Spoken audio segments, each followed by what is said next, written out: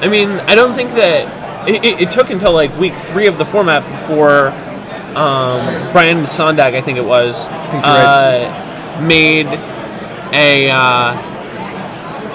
the Wolfrun ramp deck and like realized the interaction between Inkmoth Nexus and Wolfrun. Yeah. And was like, oh, you can just Primeval Titan for this combo that kills them. Right. Like if they're on mono sorcery speed and Planeswalker removal, they're just dead to this. Nothing. Yeah, absolutely.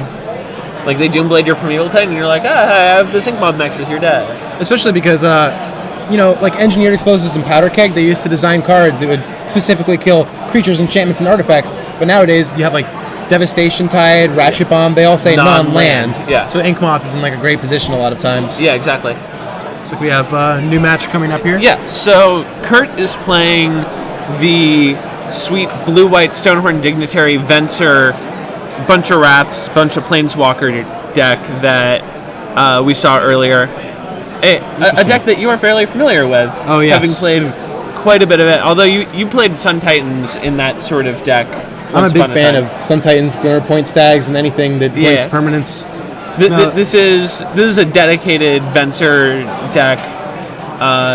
Wants to lock people with Venser Stonehorn, and then, which, by the way, is really powerful against the Wolfrun deck. They basically have to beast within one of your permanents to be able to beat that. Yeah, and John Cuvelier is like one of the more successful players with Wolfrun. I think he's finals multiple online PTQs. Yeah, with definitely. The deck. I think he's in Orlando local. Yeah. And he's just a great player. He top 4'd the PTQ on Moto playing Modern Infinity. And then the next week top 8'd with Wolfrun on Moto. These are 800-person tournaments. Yeah. It's almost like top 8'ing a GP, basically. And then back-to-back weekends. Right, and then I think he top 8'd again with Wolfrun the next week. Yeah, he's very, very good. Unbelievable. Yeah, I know most of the articles that I've read about Wolfrun recently actually revolve around Kuvi's lists. Yeah.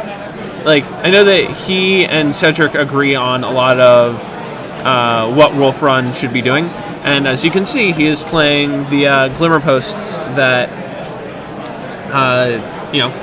Cedric has been arguing for. I think John would be one of the people. Thank you. John would be one of the people who brought back Beast Within or made Beast Within a card, in addition to making Devil's Play a big player in the deck where it hasn't really seen play recently. Yeah, Devil's Play, a great card against pretty much everything. Yeah. Like, it's great in the mirror, because you just, like, if they have a Titan, you burn their Titan. If you have a Primeval Titan and a bunch of lands, and they somehow, like, negate all of your stuff to do with your lands, and you just fireball them for a bunch and then flash it back and they're dead. Definitely. Especially the control decks nowadays are comboing out and putting 3 Sun Titans into play and a bunch of Ghost Quarters. They just recur Ghost Quarter. Hey, Kurt just Miracle Determinus, bottoming a Solemn Simulacrum. Not a bad use of the card, but, I mean, unfortunate that he drew it that turn as opposed to this turn where he would have had a Titan. Oh, a Wormcoil Engine to bottom with it. Wormcoil Engine specifically is a card that can... Oh, wow, there's an Oblivion Ring. Yeah. But Terminus is really good against Wormcoil Engine, where before cards like Day Judgment just don't cut it. Yeah. Oh, but with Devil's Play, a lot of the control decks are just comboing out into Sun Titan and they can recur Ghost Quarter. Yeah. At which point it becomes impossible to kill them through a wall of 6/6s and infinite Ghost Quarters. So you still have all these lands in play, so Devil's Play is a great way to provide a reach for the deck. Yeah, especially with them cutting counter spells. Yeah, it makes a ton of sense. And the first of what is very likely to be a long line of Stonehorns. It looks like Kurt actually has the Venser in his hand. He's just looking for the land at this point. And Kubi already has the Devil's Play, but... He has a Green Sun Zenith in his hand. He probably is going to get an Acidic Slime here, but the question is whether he's going to go for a Seachrome Coast or the Oblivion Ring to buy back that other Wormcoil. Mm-hmm. Which one would you do? I'd probably hit the Seachrome Coast because his opponent just missed his land. This is turn 5? I believe his opponent missed his land drop, which would make hitting the land a pretty good choice. Yeah, he stayed on 4. Devil's Play the strong. Dignitary is also fine. This prevents him from getting locked out of the game by Venser. Yeah. And Kurt did draw the land. Meanwhile, some seismic shifts over there in the feature match area. The Stonehorn Venser deck, I'm not really surprised to see it at these tables. It's actually really powerful with all the aggro decks running around the format. Yeah, you have a lot of trouble beating a Dignitary. Well, and the Dignitary into Sweeper, Planeswalker. Definitely. It's not just that they have these 1/4 Rhinos. It's that afterwards, when you're like, okay, this turn I get to attack, they're like, no.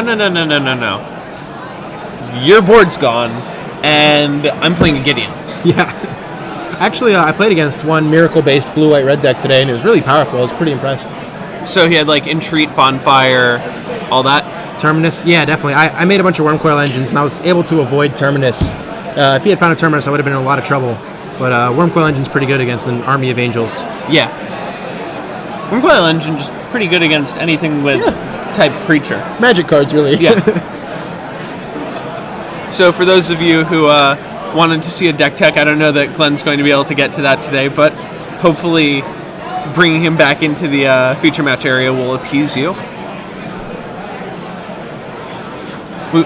We have Tumble Magnet in this deck as well. Definitely. We have a Phyrexia's Core, Spine of Isha, and unfortunately no Contagion Class. This is a deck I can definitely get behind. Yeah, exactly. This seems like the sort of deck that you would love. Is that that's the new one that gains you 3 life, the 3 mana, destroy target artifact or enchantment? Oh, serious? Yeah, I'm not sure what it's actually called because I haven't seen anyone cast it in real life yet. Let's see if we can. Maybe Nature's End, something like that. I mean, I remember Nature's Claim is the 1 mana one. Right. And John also uses Beast Within to take out the Tumble Magnet end of turn to provide a steady stream of attacks with Wormcoils. And because he has a Wolf Run in play, it looks like he's in a really good position here. With Death Touch and Trample, John can assign 1 damage to the Beast and then fly through with the rest of the damage. Yeah. Death Touch plus Trample, a very, very potent combination. Looks like he's taking 16 here, and that's the game. Oh, jeez. In the match. Wow. Very businesslike. So, I guess I'm playing Wormcoil Engines this weekend, but I'm not the only person who realized that card's in a great spot. Cuvey, the Wolf